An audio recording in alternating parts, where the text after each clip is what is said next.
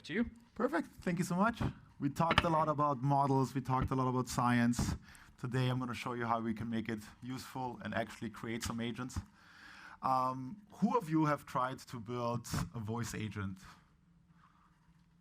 Oh, wow. More than I thought. How many of you were happy with the result? Nice. That's more than I thought as well. That's great to hear. So Vapi is a platform, right? So instead of choosing to create our own models, train our own models, and kind of make them better, we chopped together a couple of different models from speech to text to speech to LLM, different voices, and most importantly, also the phone number, right? And as you already know, there's a lot of moving parts to building voice AI. And bringing them all together in a low latency way is really the hard part. And Vapi really believes that the future of technology is going to be voice, just like Ahmed just said, right? We strongly believe, and our vision is that in the future, we won't be typing on the screen as much anymore. The main human interface to interact with computers is going to be voice. And this is one thing that my founder said to me during my interview process, which really stuck with me until today. He was like, why do we talk to computers in their language? Why don't they talk to us in our language, right? And this is kind of like the idea behind Vapi. We want to make it easy for companies to create their own human voice interface, right? So yeah, we chose the platform approach to allow quite quick iterations. So on our platform, you're able to create enterprise-grade agents. You can build them there, you can test them there, you can deploy them there, and most importantly as well, for large corporations, you can monitor them and make sure that they are actually doing the things that you want them to do. We are kind of like a developer platform from the beginning. So it was kind of SDK focused, right? You had to still code to bring all these moving parts together. We later developed more into the UI. And nowadays, everyone's vibe coding, right? So one of our newest additions of actually being able to create agents was the MCP connection that we established with Claude and also with Codex. And a lot of our customers use us in very different ways. And the beauty about the platform approach is that it can be so easy and it can be so complicated. To give you a couple of examples, a couple of months ago, we had a 76-year-old Peruvian shop owner join Vapi. Within 2 weeks, he was able to build a voice agent that is now running his full phone service. The gentleman had no previous coding experience and just utilized our agent builder. On the other hand, we have companies like Amazon and Uber running this at full-scale production. So for example, the Amazon Ring cameras are very hard to install. So in the US, 100% of the installation guides are now voice-driven, so you can call, and the AI is going to guide you on how to install your new Ring doorbell. What I'm trying to say here is that building agents in 2026 is easier than you think it is. I have no previous coding experience. I worked in sales for my entire career, and I feel very empowered in the things that I can do. And I feel that voice AI is definitely a technology that needs to be felt, that needs to be seen, right, and needs to be experienced, because there's so many misconceptions as well of how it sounds, how it acts, and what it does. So today I want to just show you quickly how I would build an agent myself. The theme is going to be an event agent that is going to collect some feedback after the event and also give you some credits if you want to try to build something on Vapi yourself. Most importantly, to achieve that, we have a GitHub, obviously, to start things off, where you can connect Vapi via MCP server to your Claude, to your Codex. There's very good instructions there. To be honest, I had my Claude explain it to myself. We also kind of like combine this with skills, right? Because obviously the LLMs do not know how to act on our platform, so highly recommended as well if you want to vibe code your voice AI agents on Vapi to also download these skills. I'm super lazy. I let Claude write the instructions for Claude code, right? So I have a skill specifically in Claude, and this is where I start. And I did that earlier before, so we don't have to wait for the results to come out. But I just describe in very natural language what I want the agent to do. I need to create an agent for Vapi for an event tonight. I'm going to be the speaker, and the title of my presentation is How to Vibe Code a Voice Agent, right? I'm adding a couple of questions that it needs to ask, a couple of guardrails. I don't want the feedback loop to be too long. But everything is very natural language. I have a skill specifically that creates, instructions for Claude Code to be very easy to be understood. You get the results. It asks you a couple of questions. You clarify things. And this is your first type of instruction prompt that you can technically just put into Claude Code and go with it. I did a little bit of, refinement. Funny enough, if you use Claude to create instructions for voice agents, it's always going to use an anthropic model. No matter what happens, right? It's always an anthropic model. So you have to force it to use, for example, GPT 4.1 mini, because Anthropic is always going to use a model that they kind of provide. But in the end, what I get is instructions that I can just simply copy, and also a very detailed MD file with all the specs, which is quite long. To be honest, I haven't read it. I just trust that it's correct. And the next step is going to be to take these instructions that Claude wrote for my Claude code and just put them in here. As you can see, the file is already on my desktop. And yeah, I just hit enter. And while we wait for this agent to be created, I'm just going to open up the platform as well so you can see a little bit the other ways of how you can build agents and also refine them, which I think is the most important part, right? It's rare that the one shot on Claude Code is really a good agent, and there's always going to be some refinement. Login prompt in Claude. Can you please run login? What? See, I shouldn't have updated before coming here. So that's going to be a big issue, but no worries, right? Usually in the background it runs, it asks you a couple of questions, right? But what you get in the end is going to be an assistant that looks exactly like that without ever touching the platform, right? The assistant that comes out is usually always a combination of different models, right? So this is the UI platform, right? We started with the vibe coding, we go into the UI to refine everything. One cool thing about Vapi is that we do not believe in the lock-in. We are very model agnostic for several reasons, right? Models have different strengths, as we heard today. Some are very good at medical terms, some are very good with Western languages, some are very good with Eastern languages.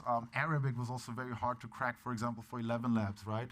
So we strongly believe that for the right use case, there's a right model. And that's why we're very open. Just to show you a little bit the options that we have as well, right? Like there's so many providers that you can choose from, all of the different models. Same goes for LLMs, right? You can go from OpenAI to Grok in seconds. And one big reason why we do that is we believe that AI is going to move so dramatically that we can't even imagine. And we want our customers to be state-of-the-art at all times. So if 6 months from now a new model releases that is really, really good and you want to switch, you can just do that at a mouse click, right? But all in all, it's a very typical setup, right? You have a system prompt that guides a little bit the AI on how to act, what questions to ask. There's also a couple of rules, right, regarding language. This is something that I refined earlier in the afternoon, which I did with our composer. So this is another tool that we have, which is an agent builder, basically, where you can then just simply tell it in natural language what doesn't sound good with your agent. And it's going to automatically kind of like read the transcript that you had already throughout your tests. I have some colleagues from back in the day who actually tested the agent before the event, right? And the feedback that they gave me was very simple from WhatsApp, and I just copy-pasted it into Composer.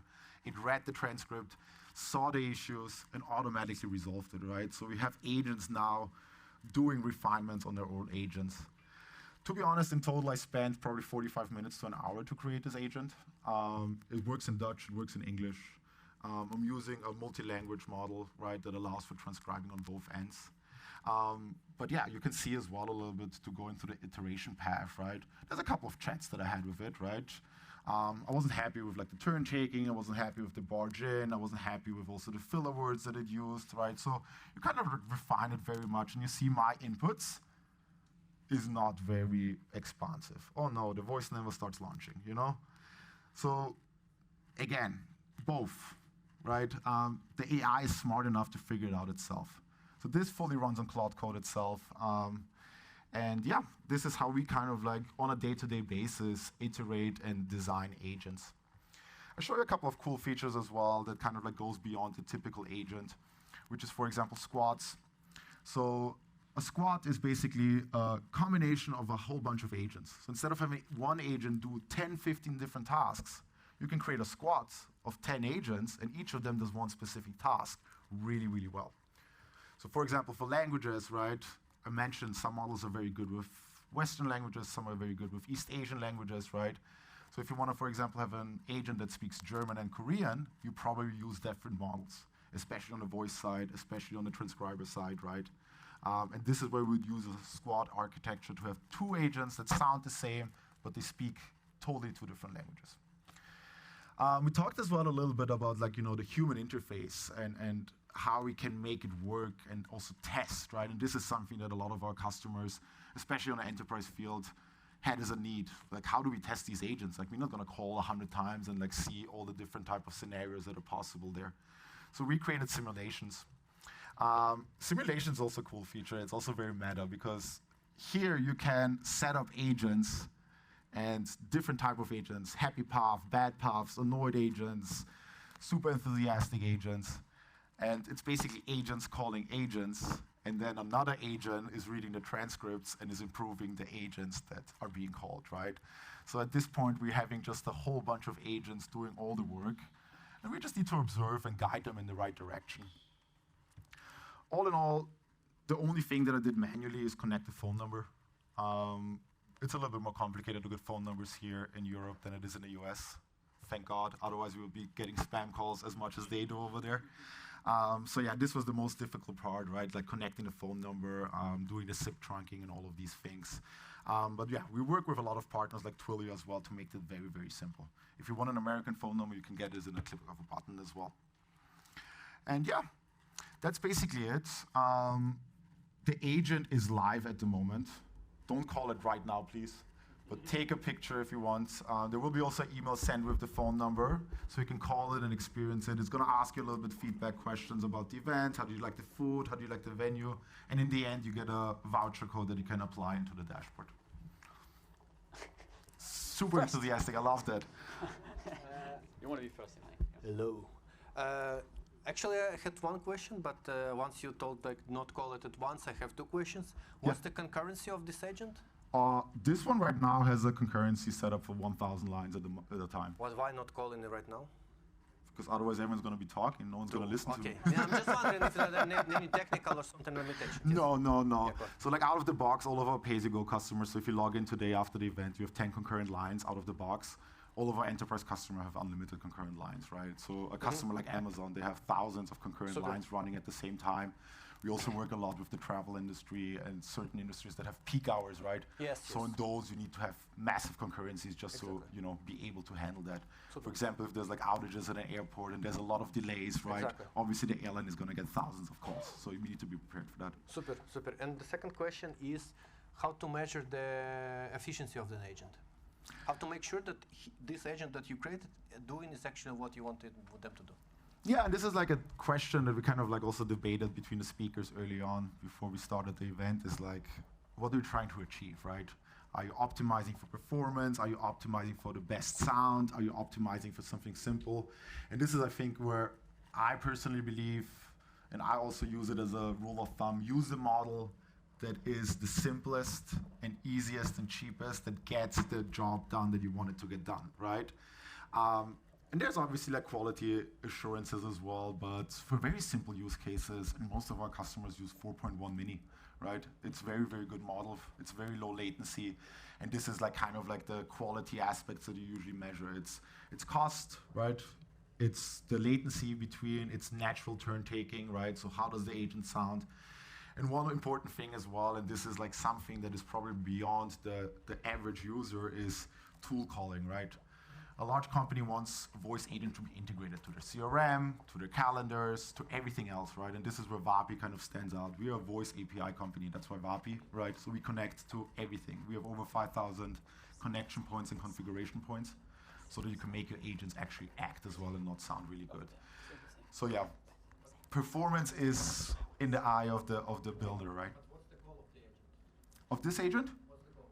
It's just for you guys to experience how good voice AI can be and give you credit. Yeah. You can measure the goal by number of... Question from other people, sorry. Yeah. We can talk later. Yeah, for me personally right now, it was like low cost and low latency, right? I just wanted to sound natural. It's very simple. It's nothing complex in there. There's no knowledge bank or anything like that. So, any other questions? Yeah, I have a question. Voice latency is a notorious problem in voice AI, and also sometimes when you're doing cloud TTS, audio playback stops till the full synthesis happens, and this creates more time. Your perspectives on how you, like, they can also be in the underlying model that you use, but like, how do you solve for this? So this is kind of like what Vapi does, right? We are the platform that kind of makes it work and reduces the latency. We have very advanced type of like settings, as I mentioned, super over 5,000 configuration points. But here you can really kind of like set the rules for start speaking, stop speaking, right? And this is only what you can see in the UI. Via the SDK, you have much, much more configuration points and much, much more fine grade, right? So you can really decide, you know, how long does the agent wait until he actually answers, right? Do you give the speaker a lot of time to finish its sentence, or are you barging in quickly, right? So this is something that you need to refine and also design for your use case, right? For example, for inbound customer service context, we usually have a longer window with breaks, right? Because often people think and add on things, right? Whereas for outbound calling, right, we usually use faster ones, right? Because, you know, people don't want to be on the phone forever. They just want to get it done and move on.